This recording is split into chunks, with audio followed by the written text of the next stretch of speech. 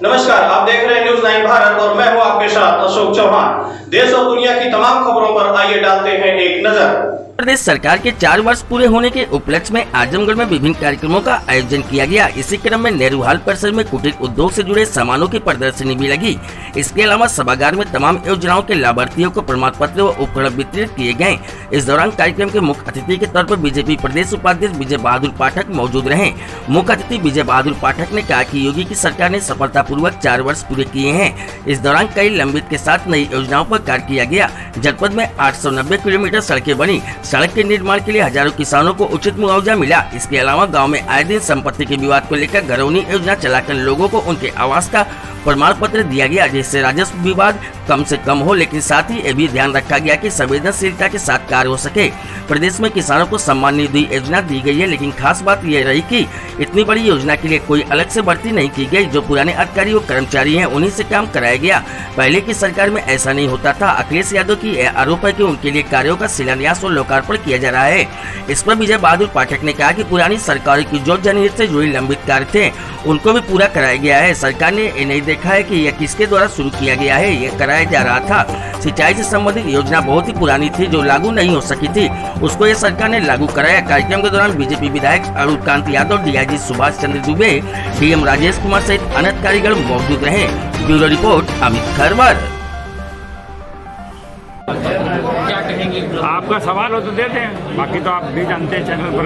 आप अपना 4 साल की उपलब्धि पर सरकार की क्या कहें? देखिए, इन 4 वर्षों में योगी सरकार की जो उपलब्धियां हैं खुद माननीय मुख्यमंत्री जी की प्रेस वार्ता में आप सबने सुनी है। रही बात आजमगढ़ की, तो आजमगढ़ में भी अगर हमने 900 किलोमीटर, कागज मेरा कहाँ गया, फिर जब बताना है तो फिर अगर हमने आजमगढ़ में भी 890 किलोमीटर नई सड़क बनाने का काम किया। जहाँ तक जो रेवेन्यू विवाद है, उस रेवेन्यू विवाद को निपटाने के लिए मुख्यमंत्री जी ने एक पहल की, और पहल की विरासत के अभियान का। तो आजमगढ़ में लगभग 32,000 के मामलों में रजिस्ट्री हुई और जिसमें से 28,535 मामलों का निस्तारण किया गया। उसी तरह से घरौनी का मामला है। घरौनी को लेकर के एक बड़ा अभियान, बार बार रेवेन्यू के मामले आते हैं और उन रेवेन्यू के मामलों को निस्तारित करने के लिए एक पहल की भारत के प्रधानमंत्री ने, देश के उत्तर प्रदेश के मुख्यमंत्री ने, और इन सब लोगों ने मिलकर पहल की। तो आजमगढ़ में भी उसमें रिकॉर्ड सफलता मिली है। और रिकॉर्ड सफलता मिली है तो लगभग 536 गाँव के कुल 3,724 ऐसे मामले हैं जिनके प्रमाण पत्र का वितरण कर दिया गया है।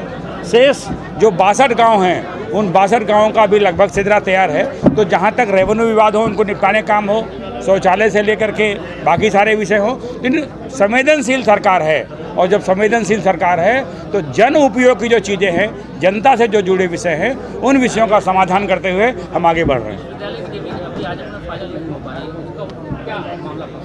नहीं, स्वाभाविक है, विश्वविद्यालय का निर्णय लिया गया है और जो जमीन का जो प्रकरण है, जमीन के प्रकरण में प्रशासनिक स्तर पर बातचीत करके उसको तय कर लेंगे। लेकिन एक भाजपा सरकार की बात ये कहना है कि किसानों पे भ्रष्टाचार, विभागीय भ्रष्टाचार, सरकार एकदम काबू नहीं कर पाई, एकदम सत्ता वहाँ। मैं दावे के साथ कहता हूँ,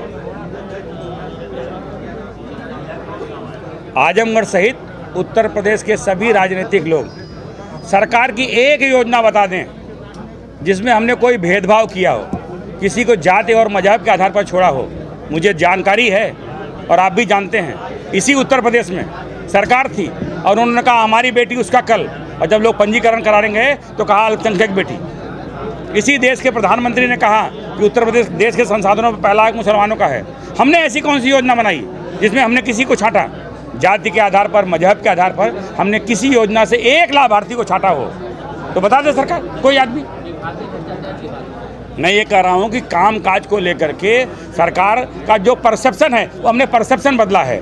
1 फरवरी को देश के प्रधानमंत्री संसद में किसान सम्मान निधि की घोषणा करते हैं और किसान सम्मान निधि की राशि हम 24 फरवरी को गोरखपुर में जारी करते हैं।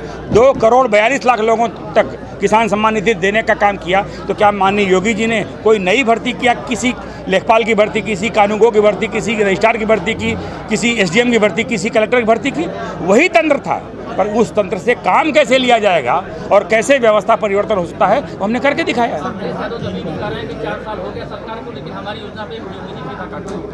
अच्छा ये बताइए, सरकार सरकार होती है ना, तो हम इसलिए उस काम पर ना करें, काम करें कि वो अखिलेश यादव जी की योजना है।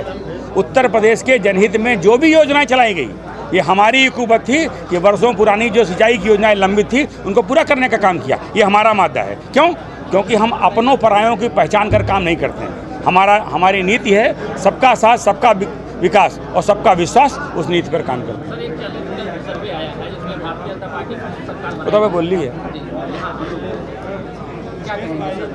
भारतीय जनता पार्टी 24/7 24x7 और साल के 365 दिन भारतीय जनता पार्टी काम करती है, जनता के बीच में रहती है। और जाहिर है जो जनता के बीच में रहेगा, जन समस्याओं का समाधान करेगा, जनता उसे प्रेम करेगी। हमारे पास जितनी सीटें इस समय हैं उससे अधिक सीटें जीतने का हमने लक्ष्य बनाया है और जनता के सहयोग से हम उसमें सफलता प्राप्त करेंगे।